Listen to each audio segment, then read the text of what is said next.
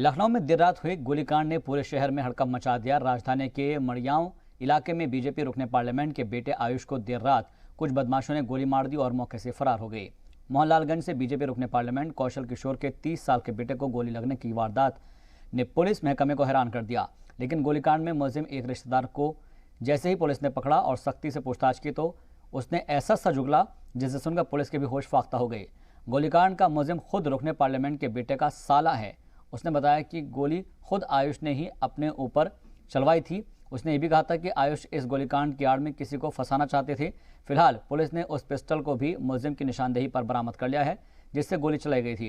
रुकने पार्लियामेंट का बेटा आयुष भी डिस्चार्ज होकर घर आ चुका है। मामले में रुकने पार्लियामेंट कौशल किशोर ने पुलिस को कोई तहरीर नहीं दी थी। हालांकि उन्होंने सी मीडिया से बातचीत के दौरान बेटे की लव मैरिज का जिक्र जरूर किया था, लेकिन अब मामला कुछ और ही रंग लेता नजर आ रहा है। एमपी के बेटे आयुष की हालत अभी ठीक है, लेकिन अब सुनिए आयुष पर गोली चलाने वाले आदर्श का कबूलनामा। प्लानिंग मेरे साथ कुछ नहीं था। किसको फंसाने का मूड था ये बताओ मुझे। ये तो वही जानता हूँ। वो पैसा बोले थे कि 4-5 लोग हैं। कौन लोग हैं वो? बता दो, नाम बता दो। उसमें संदिग्ध में कोई भी आ सकते हैं। कोई भी अब जो मेरे नॉलेज में वो बता रहा हूँ। बताओ। किसको फंसाने का मूड मुझे? इसे चंदन गुप्ता हो गए और मनीष जायसवाल और प्रदीप कुमार सिंह है इसमें, और दोनों वो जिसका नाम मुझे नहीं पता। कभी जेल गया हो तुम? कभी ये कांड तुमने खुद गोली मारी है उनको? हाँ? लखनऊ में रुकने पार्लियामेंट कौशल किशोर के बेटे आयुष पर हुई फायरिंग के मामले में नया ट्विस्ट आने के बाद एक बार फिर से रुकने असेंबली ने साफ किया है कि उनकी किसी से कोई रंजिश नहीं थी। उन्होंने बेटे की ज़ाती ज़िंदगी पर बात करते हुए कहा कि उसने अपनों से उम्र में बड़ी लड़की से शादी की थी, लेकिन घर में इसको लेकर कोई बड़ी कशीदगी नहीं थी। उन्होंने बताया कि कुछ रोज़ कबल उनके बेटे ने फ़ोन कर अहलिया से अलग होने की बात भी कही थी।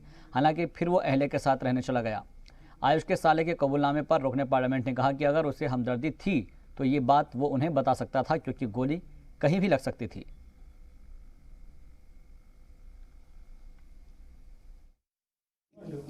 तय में पुलिस जा रही है और जो मेरे संज्ञान में आया, क्योंकि आयुष ने पहले अपनी मर्जी से 6-7 महीने पहले शादी कर ली थी और हम लोगों ने मना भी किया था, लेकिन वो अपनी से उम्र से ज़्यादा लड़की से शादी भी किया। बीच में अभी 5-6 दिन पहले उसने कहा कि वो पापा दूसरी जगह शादी उसकी पहले से थी और पट्टी नहीं खा रही, मैं छोड़ दिया हूँ।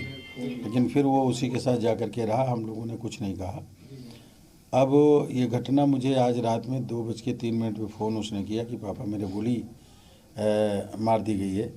तो मैंने पूछा कहाँ है, तो बताया अभी तो पुलिस चौकी पे है। फिर वहाँ पुलिस से बात हुई, उधर से फ़ोन आया पुलिस का, उन्होंने बताया हम ट्रामा लेके जा रहे हैं। तो फिर मैं ट्रामा पहुँच गया। ट्रामा में मैं मिला भी, उससे बातचीत हुई ट्रामा सेंटर पे। तो उसने किसी का नाम नहीं बताया। उसने कहा हम पहचानते नहीं हैं लोगों को किसने मारा, लेकिन साले के साथ हम नीचे उतरे थे, मतलब घर से बाहर निकले थे, तब ये घटना हुई है। रुकने पार्लियामेंट के बेटे पर फायरिंग मामले में लखनऊ पुलिस ने इंकशाफ किया है कि आयुष ने खुद ही गोली चलवाई थी। लखनऊ के पुलिस कमिश्नर डी के ठाकुर ने कहा है कि सीसीटीवी फुटेज देखने पर आदर्श की सरगर्मी मुस्तबद की। जो ये सांसद जी के बेटे जो घायल थे, इनके घर की तलाशी ली, जहाँ पर ये खुद, इनकी पत्नी और इनके साले रहते थे। तो वहाँ पर हमें घटना में प्रयुक्त पिस्टल मिल गया और हमने सूंघ कर देखा तो उसको लगा कि हाल ही में से गोली चलाई गई है। फिर इन सब सारे सबूतों के साथ जब हमने सांसद जी के बेटे के साले आदर्श से पूछताछ की तो उसने घटना को पूरी तरह से कबूला। उन्होंने ये बताया कि हाँ, गोली उन्होंने ही चलाई थी, लेकिन उन्होंने ये भी बताया कि ये गोली उन्होंने अपने बहनोई के कहने पर चलाई थी। उनका ये भी कहना था कि बहनोई ने जब इनको कहा था गोली चलाने के लिए हिचकिचाए, मना की, लेकिन उन्होंने कहा कि नहीं, तुम घबराओ मत, तुम डरो मत, मैं सब कुछ मैनेज कर लूँगा। उन्होंने पहले एक गोली चलाई, दीवार पर चलाई, दूसरी गोली इन पर चलाई, जो बगल से छूते हुए निकल गई।